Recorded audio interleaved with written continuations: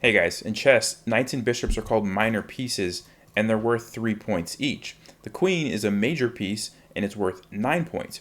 So if you add up 3 of the minor pieces, so like 2 knights and a bishop, you would conclude that 3 plus 3 plus 3 equals 9, and so 3 of these should equal a queen. Well, it turns out in practice that the 3 pieces almost always will outperform the queen.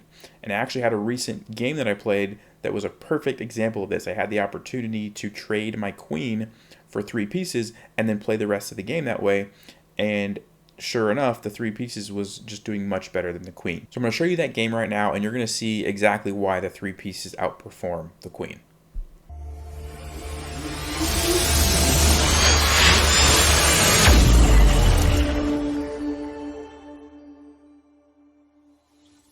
Okay, I was white. This was a 3-minute game, and I'm going to go quickly through the opening. It was a Sicilian defense. I like to play the bishop e5 lines, and I just want to get to the interesting part of the game where the trade was made. So all this stuff happened, and right here I played g5. So I'm trying to create some pressure on his king, so I played g5, trying to open up this file and generate an attack because, as you can see, my king is about to come under attack from his pawns over here. So at this moment, he played bishop to e6. So he's attacking my queen. And one of the things that I was considering was what happens if I take this knight and let him take my queen? And so it turns out that if I take and he takes my queen, then I can take here, also attacking the rook. So he's probably going to save his rook, maybe by capturing here. And then I could take back. And so that's what I did in the game. And it turns out that I end up getting all 3 of these pieces for my queen. So let's see how that played out. So I captured, he captured, I captured, he captured, and I captured. So like I said, I have 3 pieces now for his queen, which if you add up the points, and actually he got a queen and a pawn for it. So if you add up the points, he got 10 points, and I only got 9 points. And if you look at the computer is saying that it's relatively equal.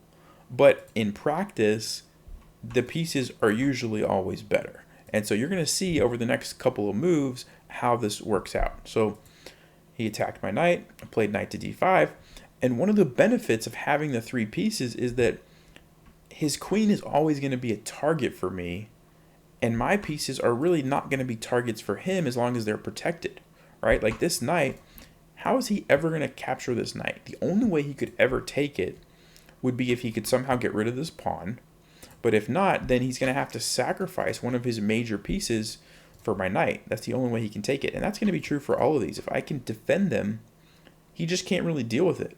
And every time I, attack his queen, he's got to move.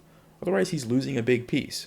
And so that's what you're going to see as we keep going through this game, that the pieces are just very good at harassing the queen, and the queen has very little options in most cases. So he moved it there. I put my rook on an half open file. And then I'm just maneuvering this knight around to another square where it's defended. So this is an important thing. If you ever have 3 pieces like this, you want to make sure that they're defended. So like my bishop's defended by the pawn, and they're all defended by pawns. So a4, knight here, he moved his rook, captured the pawn. Again, he can't do anything with these pieces, right? Because everything's defended. So he's trying to open up the position, captured that. I'm getting my other rook involved. Captured that pawn, and again he's got his rooks lined up, but he doesn't really want to take that because he's losing a rook, right? He'd have to make a sacrifice to even capture really anything. So queen a6, rook here. I'm just kind of gobbling up all these pawns. So he brings his rook here, and he does have a checkmate threat, so I have to deal with that, but that's pretty easy to do. I just blocked it with the knight. And I want to show you something interesting here. Look at the board and how much space my 3 pieces are covering. So this knight is covering these squares. This knight is covering these squares. This bishop is covering these squares. So just from those 3 pieces alone, look at how much of the board I have covered. And then if you add this rook into it, look at this. And then this rook.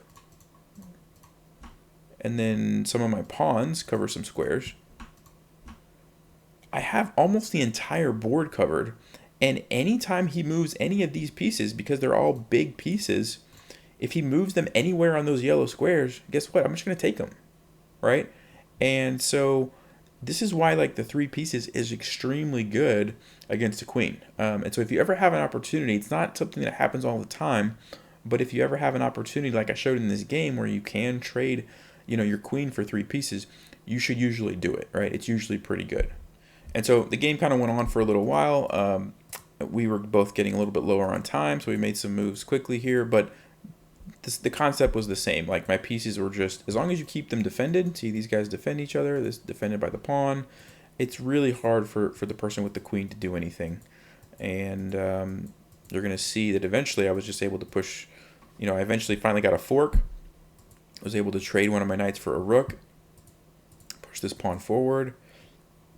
And even though I was running out of time, I was still able to, get the win. I'll just go quickly through this. And yeah, you can see I went on to win because I had these extra pawns. I just pushed them and got a queen. But the takeaway is three pieces are usually better than a queen. Hopefully that was a good example and you can see why that's the case. So thanks for watching. As always, stay sharp, play smart, and take care.